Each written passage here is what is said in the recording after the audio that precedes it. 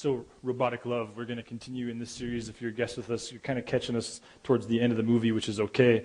I was actually thinking to myself as I was on the treadmill on Friday, which takes all the joy out of running, so you have to keep your brain busy doing something else. She doesn't like it either. I totally concur.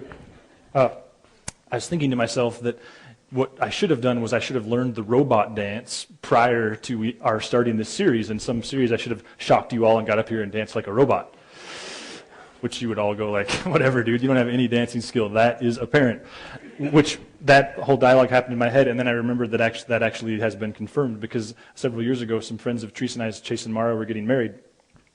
And they'd warned us, it's going to be a lively wedding, not one of those lame weddings. We're going to dance, and it was, this says it all, it was at the Rod and Gun Club in Laurel, Montana, where the dust on top of the deer's head was an inch thick. But the dancing, they told us, was going to be good. And so I was like, dude, I don't dance. But I wouldn't mind learning how to dance. And I didn't even really know Chad and Lindsay. Those are the people on the news. That's his brother and sister-in-law. I think we may have met once. I'm not quite sure. But he's like, he'll teach you how to dance. And Chad is actually quite a good teacher. And I was excited to meet him anyway, because his reputation precedes him. And so they arranged for Our to go to their garage, at which point they said he would throw much firewood in the fireplace and he would teach us how to dance. So we did. And he was teaching us the Texas, were you guys there for this? Yeah, oh yeah. So he was teaching us the Texas two-step. And I was working diligently, giving it my best. And about 5 minutes in, he stopped us and he looked at me and gave me the kindergarten eyeball to eyeball thing. And he said, okay, Adam, get serious. At which I was like, dude, I am being serious. So we don't dance much, but we are going to continue this crazy series called Robotic Love. And just to kind of, segue it, if you haven't been with us in February or at all, really it's a series designed for people who find that relationships are both awesome and difficult. And what we've been saying is what happens that love becomes robotic. And what we mean by that, we're using it as a negative term, like what happens that it becomes stiff, sterile, lame, predictable, boring, dead, dry, like it starts as this vibrant, alive, energizing thing. What happens with coaches, with teachers, with people who we have so much regard for, and at one time they fed so much energy into our life? What happens that those relationships just become sterile and lame and boring and dead, and we sit across from the table at each other and eat, and we have nothing to say? And so it's a series for those of us that have went like, yeah, relationships are awesome and yet difficult, and so let's talk about that. In the first week, the question that we really begged, and really kind of the question that this whole thing so far has orbited around, I just started a sentence that I didn't really think ahead about what I was going to say, so that was thus the awkward ending right there. We started by saying, what if it just amounts to this, that we all have desires, and that in every relationship, whether with parents or kids or teachers or mentors or coaches or spouses, in every relationship, we enter in, if you will, with a box full of desires. Hopes, dreams, wishes, things that we would like to be the case. We have desires about how we'll communicate and when we'll communicate and how long we'll talk on the phone and whether or not we'll email anybody. And we have desires about our Facebook status and whether or not we'll invite our friends to Farmville, which I say no friend ever does that. I used to delete everybody who invited me to Farmville. And then I've since figured out that you can actually just block Farmville, so I have more friends now. But sorry about that tangent, but are you Farmville players? You have more to do with your lives, I assure you. There's more to life than Farmville. I'm a big fan of Facebook. Farmville is evil. Anyway, off of the soapbox. We have desires. And what we suggested is, what if really the deal is that we allow desires to become expectations? We no longer hope for things, we no longer desire things, we no longer wish for things, we expect things. And what if at that point, what we have is no longer a friendship, what we have is a contract, what we have is a debtor thing? Because friends don't owe each other things, friends serve one another. Friends don't have to do things, they desire to do things. And what we've wondered is maybe what's true of the gospel. That God is a God who loves us not because we deserve it. God is a God who offers us relationship not because we've earned it, but through his Son at the cross, he did it out of a desire. And that healthy relationships with God, they're not driven by expectation and obligation, but by sincere gratitude and desire. What if that same principle is true in our marriages and our friendships? That the moment we allow desires to become expectations, we've ripped up any hope of having a relationship, and what we have now is a contract. And so really that week, I think what we left thinking about and wondering, or at least was the intention, was what would happen if my relationships weren't governed by expectations? I mean, what would happen if I could get stuff out of here and just into the desire box? And in the second week, we then talked about, like, what does it look like to empty this box? And we talked about how Paul says you've got to invite a third party into the relationship, and it's God's love for you that fuels and motivates and instructs what it looks like to love others. And then last week, I felt like the 11 o'clock service was getting a little too big, so we decided we'd talk about divorce and just kind of shrink it down a little bit. Just kidding. I hope that was life-giving for you, because that was the intent, because I am fully convinced that Jesus is maybe more misunderstood on that topic than any other, at least in our day. So it was just kind of a tangent where we just wanted to, I guess it wasn't a tangent. We wanted to deal with the yeah buts and the what ifs and the what about this, and just to kind of go like, wait a minute, it's not black and white, nor does Jesus make it such. This week then, the question that remains is, what do I do with these? Because I promised you at the beginning that this wouldn't be a series where we said that, Jesus calls you to turn off your desires. And yet we haven't talked about it yet. And so this morning we're going to address, not through my wisdom, but through the wisdom of Peter in a book called 1 Peter, like, what do we do with what's in our box? What do we do with our desires? But before we do that, episode 3 of the Robotic Love film. I think that might be Lenny's finest hour so far. We're going to auction off those little cardboard puppets and pay the next 5 years of our budget with this. Anyway, okay, so what's in, what do we do, how do we deal with the anxiety of what's in the box? I guess I'm thinking about those of you that are like, this is all really fine and good, yeah. But that there's this stuff that I want, that I desire. There's these desires in my marriage, among my friends, among my boss, with my coach. Maybe this is a you and God morning. I get it. But what do I do with the stuff in my heart? What do I do with the stuff in my box? And really this morning I want to deal with that, and we're also going to talk a little bit at the tail end about how do we have this conversation, because healthy relationships, I'm going to suggest, they don't just make it a us and God conversation, they also talk about it amongst themselves. But first, what's in there, or how do we talk about what's in there? What if we start first, though, by going, okay, but what are the wrong ways to deal with our desires? What happens when someone simply pretends that they don't have any? Like, what happens in a marriage when you just pretend that you don't have any desires?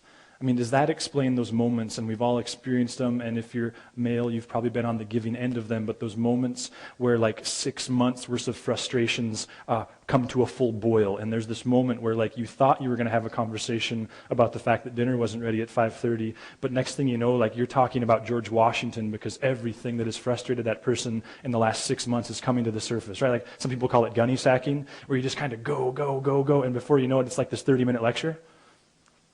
Been there? Is that where those come from?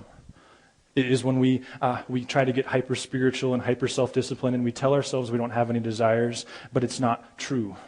I mean, is that what happens when people fall off the proverbial deep end? Right? Suddenly, I don't know what happened. They're just split up, and the marriage is over. They've already filed. I don't know what happened. He just quit his job. I don't know what happened. She just went into a full tirade and walked off the court. Is that about desires? That the emotional intelligence to deal with those, and I don't mean that in a condescending way, but just having an emotional health that talks about those and processes those and validates those, is that about an absence of that? I mean, can we pretend that we don't have desires over the long haul? I mean, we can do it during the day, but can we in the night, so to speak? We can do it, we can pretend that we don't have desires on Sunday night and Monday night and Tuesday night and Wednesday night and Thursday night, but can we on Friday and Saturday? We can pretend that we don't have desires when we're feeling all self-disciplined and super spiritual, and I'm just going to do my best to obey and put on good character. But what about those moments when we're tired? We can, for me, it's I can do this when I'm in control and I can predict and everything is foreseeable, but what about those moments where things outside of your control happen? And I think maybe a cousin, if you will, to pretending that we don't have them is just getting busy and not thinking about them. In marriage in particular, we work more, we spend more time with the kids, we play more golf, we ski more, we fish more. We pretend that we don't have them, we don't talk about them. The danger, doesn't it become that what we tell our spouse or what we tell our boss or whatever relationship you're thinking of is, I don't care about this relationship either. And that's not true at all.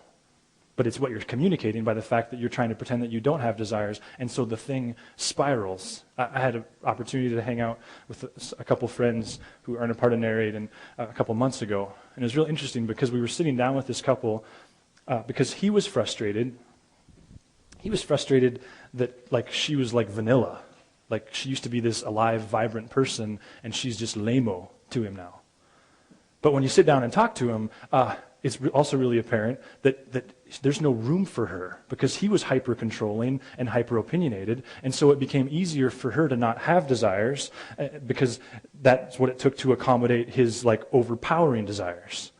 And this wasn't rocket science. Any one of us would have seen this, and we've all been there. And at one point, I remember Teresa, I didn't even see it. Teresa stopped, and she looked at the gal, and she said, "It's not that you don't have any desires.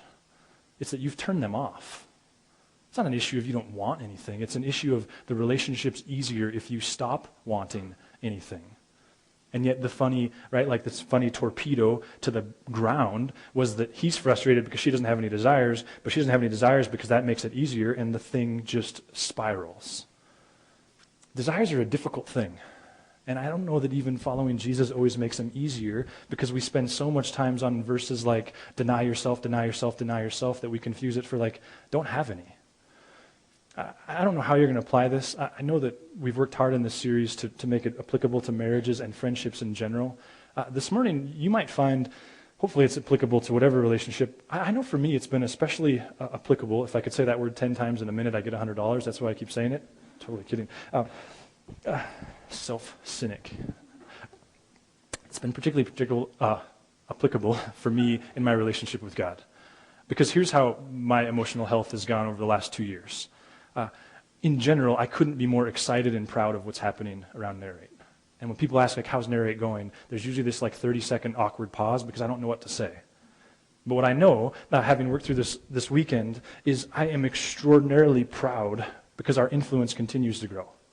Like, our opportunity for kingdom bringing and organic kingdom bringing and the opportunity to serve people and help people whose houses burned down or people who need firewood, it just continues to grow and become bigger and bigger and bigger because we are getting God's vision for that, and I think the community knows we're here and they know what we're about. I mean, that is tremendous, and even more tremendous to me, my favorite thing to tell people who aren't even in Helena is the quality of people. It's astounding. It is not a bunch of beatniks. It is this remarkably diverse group of people, age-wise, spiritual journey-wise, socioeconomic. I mean, it's just crazy. Like, you name a demographic, they're here, and yet coexisting and fun and crazy. Love it. And then when we talk about Sunday morning, I mean, every weekend there are faces in the room that as far as I can tell, it's their first weekend, and every month there's new regulars, and yet even maybe more astonishing is that a year later people are still energized and excited. It's this remarkable thing, and change is such a central part of what we were doing, and we're not taking ourselves too seriously. All that stuff is just like remarkable gratitude, and yet here's where this desire thing happens for me. There's still anxiety over desires that haven't been met, right? There's still anxiety like, Lord, I thought we would be totally financially self-sustaining now. And for me, what I'm hoping with this, what you take from this, whether it's in your marriage or in a friendship or just you and God in general, is like, how do I deal with the desires that maybe I don't even know are there, and I especially don't know if they're valid? So this isn't going to be like the wisdom of Adam because he doesn't have very much. I want to go to 1 Peter. 1 Peter is a book towards the back of your Bible. Early in my walk with Jesus, I wanted to memorize where the books of the Bible were because it just would make me look smarter. I don't know why. I just, for some reason, it's associated, like I need to know the order of the books. And in the back of the Bible, it's Peter, and then it's 1st and 2nd Peter, and then 1st, 2nd, and 3rd John. So my little jingle still, every time I hear 1 Peter, is Peter's out, and then John. It's 1st and 2nd Peter, then there's only 2 Peters, but there's 3 Johns. And then this week it hit me like, whoa, that's a biblically founded statement because Peter did peter out. Like, I didn't realize that it's from like the social, like the Christian era. So Peter petered out, but Jesus took him back. He led the church. And what we're picking up on is a letter that he wrote to a community of followers who were trying to navigate relationships and what it looks like to follow them. And Peter has credibility in my view because Peter was a married man himself. Don't know if necessarily... Well, yeah, he was married, and I think she lived to the end. That's a tangent that I shouldn't talk about. That. Okay, so verse 5. Young men, not necessarily relevant to all of us, but we're going to catch up with it. Young men, in the same way, be submissive to those who are older. All of you. So now he's talking to a much broader audience. All of you, clothe yourselves with humility towards one another. Now we're going to do a series starting in the middle of March called Fearing God, and this statement, clothe yourselves, it shows up all the time because it's this way that the New Testament world understood like putting on a character. It'd be like you saying knock it off or start doing this. It's this idea of take on this attribute. And humility, Andy Stanley helped me so much with this, who I'm indebted to for this study. Humility is such a weird word in Christianity. Humility is not like you're rich and I'm poor, so I'm going to be humble. You're powerful, I'm weak, you're the boss, I'm not, so I'm going to be humble. Humility, biblical humility, is simply this, like your desires, dreams, hopes, those are above mine. What Peter is saying here to people who are navigating just like you are, what do I do with my desires? And this is like an exegetical weekend, and some of you are like, yes, I knew this was a Christian church, and I'm going to go like, yeah, this is your one a year. We're going to get a little exegetical, and the rest of you are like, this, what is that? Anyway. So it's going to take us a while, so give me some time. Peter's saying to them here, like in every situation, wherever you find yourself, at work, among your friends, at home, in every instance, do everything you can to constantly put someone else's hopes, dreams, and desires above your own and make yours second. Now, I know there's a bunch of what ifs. I'm like, yeah, but okay, but when do I get to come? You said I get to have desires. He's going to get there. Clothe yourselves with humility. In every instance, try to put yourself second. And then he says, because. So like, here's the why. Because God opposes the proud. Some translations read, is in opposition to, he is against the proud. Which is a little uncomfortable for us because we like to talk to God about God in purely benevolent terms. Pride is when someone puts themselves above somebody else. Relationships where we've elevated ourselves above the other. And this happens relationally, doesn't it? Where we keep ourselves first and we work on the marriage and we work and we work and we work and we try to make that workplace relationship work. And there's this instance of like, God, where are you? And God says, I'm over here.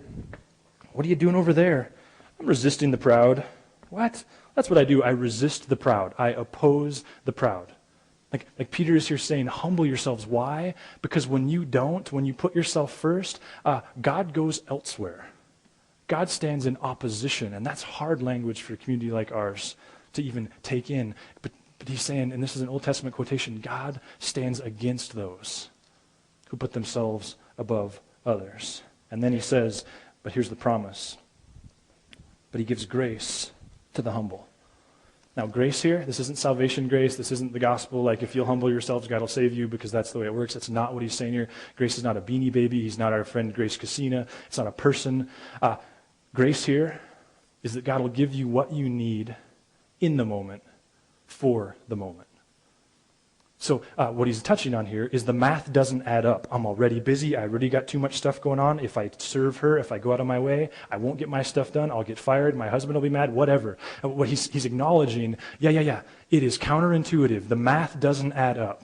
But when you put others above yourself, God's grace, he shows up. It reminds me of if you're a backpacker or a biker or a runner, like energy gels or power bars or Cliff bars. Like they're not designed to sustain you for a day. They're not even designed to sustain you for a full afternoon. They're just there to give you what you need in the moment for the moment. That's his promise. You know people like this? Like people who you might say things to them like, you are a glutton for punishment. And what you mean is every time you turn around, they're volunteering for something else.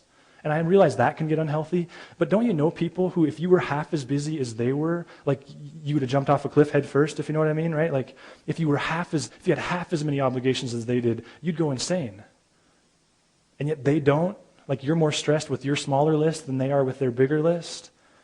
I wonder if that's what Peter's talking about here. The guy who taught me this is my friend Brian, who leads Journey in Bozeman, the mother church of this, and we've been friends for a long time, but I had the privilege of going to seminary with him, which means we spent 10 days together a semester for 3 years. I know I say that like every other week, but just in case you don't know that. Which means I got to live life with him enough to, like you kind of see how each other lives. And we would stay at this house. There was a horse ranch that were friends of his in Portland, and there were 4 of us that would stay there, and they were inseparable. We were in a cohort of about 15 students, and like we'd leave the house at 6 in the morning, get back at the house at 9:30 kind of day. And whenever someone in the cohort needed something, Brian was the first one to raise his hand. Whenever someone was like, hey, could you give us a ride over here? It's going to take 45 minutes. You're going to show up for dinner 45 minutes late. Brian was the first one to raise his hand, which means vicariously so was I, because he kept volunteering us for all this stuff. But he was one of those guys, right? And what I knew that I don't know that anyone else in the cohort knew, at least initially, was nobody's more stressed than Brian. Or at least in my understanding of stress, no one should be. I mean, we all had jobs. He was leading a 5-year-old church of 1,500 people. We all had families. He had 4 kids, first grade and younger when we started, and then he did this crazy thing in the summer before his second year. He adopted 3 adolescent kids from Ethiopia. He had 7 kids. Like, we all had financial stress. All of us have limited resources. He had 7 kids, right? And yet, for the longest time, I thought that he just like had a higher, tolerance for pain. I don't think that's the case. I think he knew this verse, that God opposes the proud and he fuels those who put others above themselves. One story that really captures this in my own heart for me was they raised Lipizzan horses, which are those horses that like dance around on their back feet. You know what I'm talking about? The big gray ones. And they're really like, high maintenance horses. You have to feed them 5 times a day. And the last feeding was at 10 o'clock at night. And so we'd get home at 9:30, roughly. Left the house at 6. We all had emails to answer. We all had wives to call. We all had all this stuff to do. We all had to get up, in about 6 hours. Brian fed horses every night. He didn't miss a single feeding. The other 3 of us, we never fed any horses. God opposes the proud, but he gives grace to the humble. So then Peter says, humble yourselves. Okay, we got that. Therefore, under God's mighty hand. Peter was Jewish. God's mighty hand is a very Hebraic statement. God would say to the Jewish people, humble yourselves. And what he's saying to them is declare.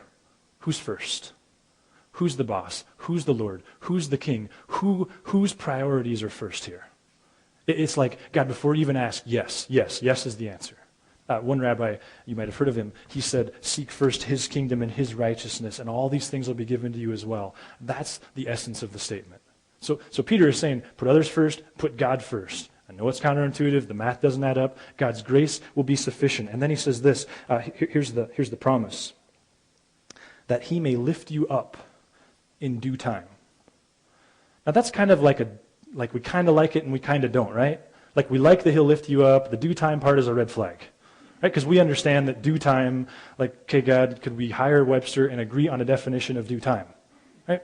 Because your due time isn't God's due time. Like due time for me is, I applied it on Monday, by Thursday I'm seeing results. Due time for God might be a decade. It might be more. I suspect that if we were to start polling, you could tell stories. And it would go something like this, especially those of you that have followed Jesus for a long time. Like what God did in the due time so dramatically outperforms what I wanted instantly. That I wouldn't trade the hard years, I wouldn't trade the suffering for what God did in the due time. There's a promise. Put others first. You're already busy. Put God first. You're already busy. But in the due time, God will show up. But there's still the sense of like, Adam, my desires. What do I do with the anxiety? Here we go. Cast all your anxiety on him. Now, I'm not a Greek scholar, but I know that the Greek word there for all, it means all. It's back the dump truck up, right? And dump the desires on God. It's an invitation of God. God is saying, I know this is crazy. I know this is difficult. I know that you're saying, okay, you keep talking about other people's desires. What do I do with mine? He says, bring them on. Dump them on me. Talk to me about them. God, I really, really, really, really, really want to drive one of these. Can I talk to you about that? Is it a desire? Yep, it's a desire. Then talk to me about it. God, I really want a husband who will provide. Can I talk to you about that? Is it a desire? It's a desire. Here's what we do, especially if you've been around church for more than like 30 seconds, is we start listing all these qualifiers. Like we take a lesson from all kinds of other people and we create all these qualifiers that give God an out. It's not what he's saying there. Dump all your anxiety on him, and then here's the deal.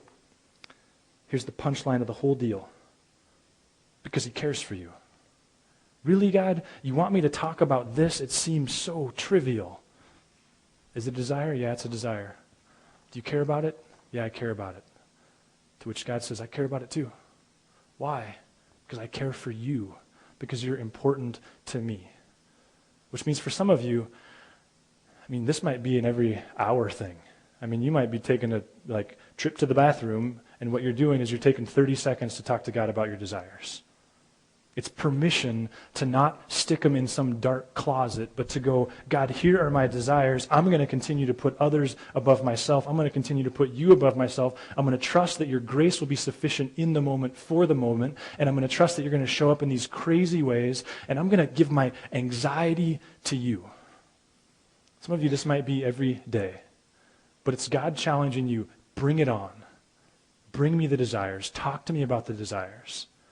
Which is, I think, where there's this remarkable opportunity for just general emotional health in all of us, because you might not even know what those are.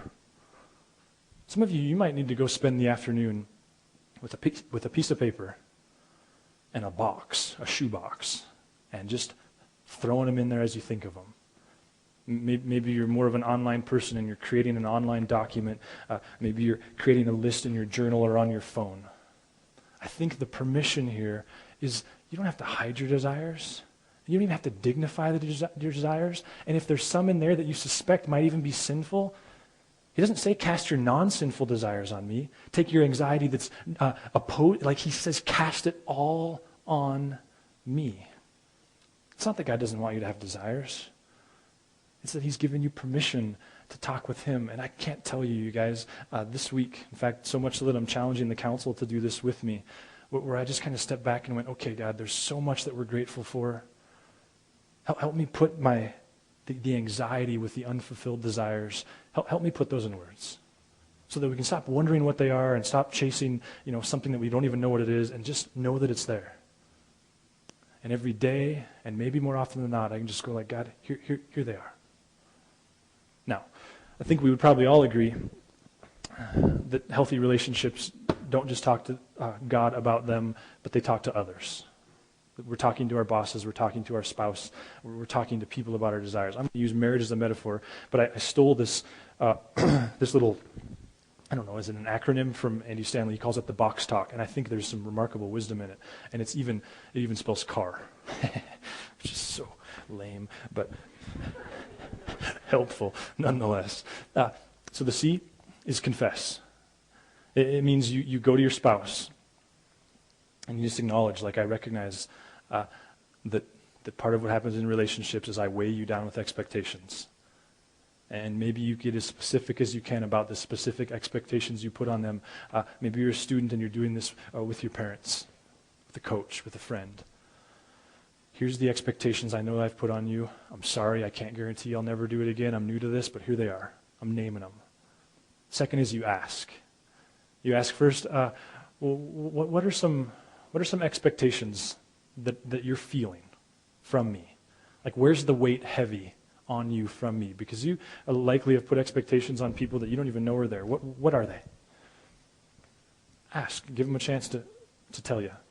And then the second part of this, and this is the one where I got to put a giant asterisk by it, is then ask, and what are some desires of yours that if I were to work on them would make our marriage that much better, that much more satisfying? Now, here's what you're not asking. You're not asking, what are all your desires? Tell me what's in the box, dump it on me. There's several reasons for this. One, because part of the game is you're supposed to figure it out, right? Unhealthy, but that's part of it. But the bigger reason is, two is life is not long enough for you to get to all of the desires, probably. But I think the biggest red flag here is this. Your spouse, they might have desires that you can never meet. And thus, for you to hear that it's a desire may do you no good. I could ask Teresa this question, and she could say to me, well, I've always desired to be married to a 6'5" strapping athlete.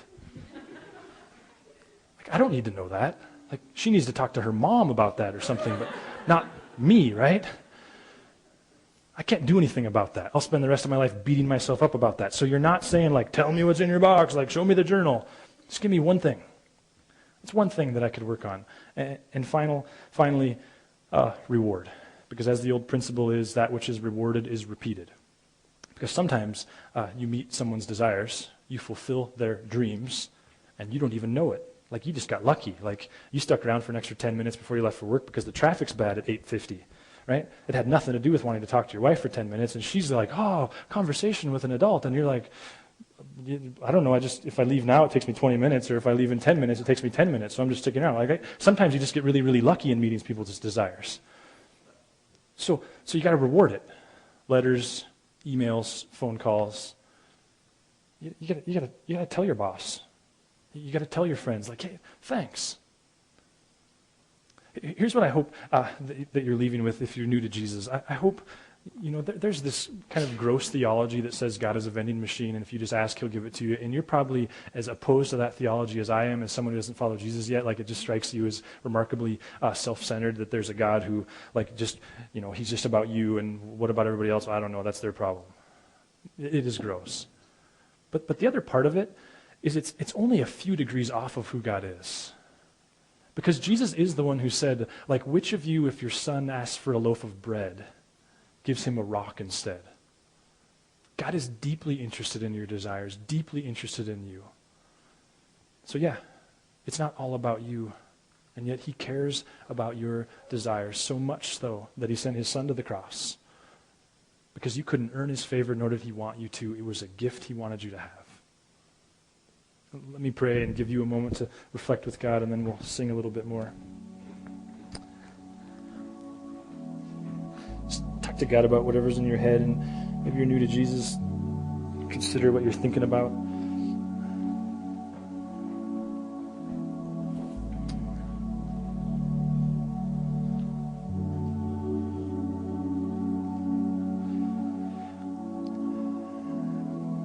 God,